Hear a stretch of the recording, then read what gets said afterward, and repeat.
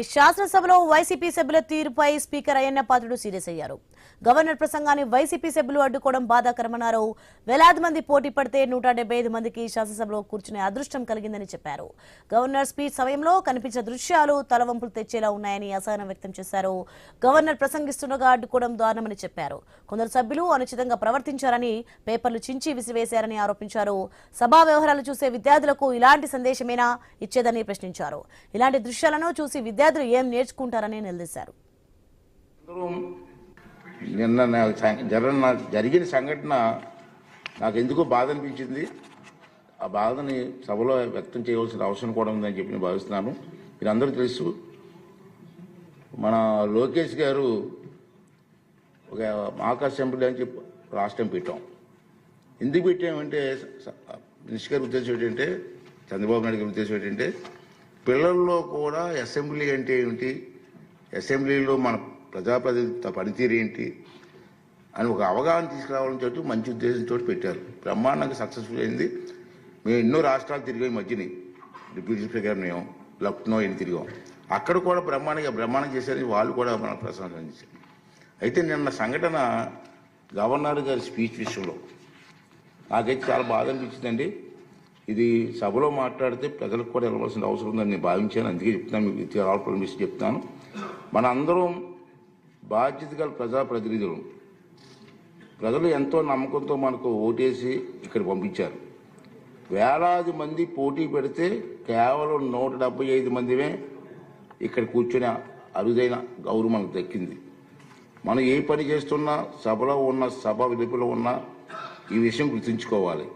సభా గౌరవాన్ని పెంచకపోతే పర్వాలేదు, కానీ దిగజార్చే హక్కు మాత్రం మనకు లేదు అన్న విషయాన్ని ప్రతి ఒక్కరు గుర్తుంచుకోవాల్సినటువంటి అవసరం ఉంది. దురదృష్టవశాత్తు నిన్న మనం ఆహ్వానం మేరకు సభకు వచ్చేసిన గవర్నర్ గారు ప్రసంగిస్తుండగా మనం చూసిన దృశ్యాలు మనకు ఖచ్చితంగా తలవంపులు తెచ్చేవే. చాలా బాధ అనిపించింది. ప్రజలు మన నడవడికని నిశ్చంతగా కనిపెడుతూ చూస్తూనే ఉంటారు. అవకాశం దొరికినప్పుడు బుద్ధి చెప్పడానికి వెనకాడరు.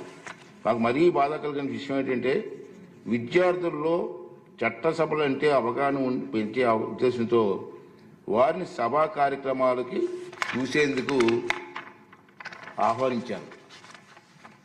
రాష్ట్రంలో ఉన్నటువంటి అన్ని స్కూల్స్కి అన్నిటి కూడా మెసేజ్ పంపించి, ఇలాగ అసెంబ్లీ జరుగుతుంది, మీకు ఇంట్రెస్ట్ ఉన్న వాళ్ళ స్కూల్స్ ఎవరు ఉంటే ఆ మెసేజ్ ఇవ్వమని చెప్పి నేను అందరిని ఆహ్వానించాను. ఆహ్వానిస్తే చాలామంది వచ్చారు. వచ్చి ముందుగానే మెసేజ్లు ఇచ్చి పలానా డేట్ అని రావడానికి సిద్ధం. రోజుకి నిన్న చూశారు మీరు, మా అధికారులు చెప్పారు, ఇప్పటికే 200 పైగా విద్యా సంస్థల నుంచి 200 కాలేజీల నుంచి మనకి మెసేజ్ వచ్చింది. మా పిల్లలు తీసుకొస్తామండి, మాకు అవకాశం ఇవ్వండి అని. అయితే ఈ అసెంబ్లీ టైంలో అందరికీ రోజుకి ఒక స్కూల్ ఇస్తున్నాం. వాళ్ళు కూడా అసెంబ్లీ ఏంటి అన్న అవగాహన వస్తున్న ఉద్దేశంతో. మీకు తెలుసు, ఒక సదుద్దేశం ఏంటంటే, విద్యార్థులకు రాజకీయాలన్నా, చట్టసభలన్నా, ప్రజాప్రతినిధులన్నా సానుకూల అభిప్రాయం కలగాలన్న ఉద్దేశంతో వారిని ఆహ్వానించాను. కానీ మనం చేస్తున్నది ఏమిటి? గవర్నర్ గారి ప్రసంగాన్ని నినాదాలతో అడ్డుకొని కాగితాలు చింపి వెదజల్లని సభ్యుల ప్రవర్తన చూసి ఆ విద్యార్థులు ఏం నేర్చుకుంటారు? ఇది సూటిగా మనం మాట్లాడాల్సిన అవసరం ఉంది. మన గురించి వారు ఏమనుకుంటారు? ఈ ఆలోచన నన్ను కలచివేసింది. మన అందరం కూడా ఆత్మహత్య చేసుకోవాల్సిన అవసరం ఉంది. ఆ పసిపిల్లల మనసులో చట్టసభలు అంటే చులకడ భావం ఒక్కసారి ఏర్పడితే దాన్ని తొలగించలేము. అంచేత రాబోయే రోజుల్లో మన గురించి మాట్లాడలేదు నేను. దీని కారకులు ఎవరో వాళ్ళందరూ కూడా ఆత్మ విమర్శ చేసుకోవాల్సిన అవసరం ఉందని చెప్పి ఈ శబ్దారా వాళ్ళందరికీ పనిచేస్తానండి. ఈ విషయం మీకు అందరి ముందు చెప్పాలని ఎందుకు బాధ అంటే, ఈవేళ ఈ విషయం మీ ముందుకు చెప్పాలి.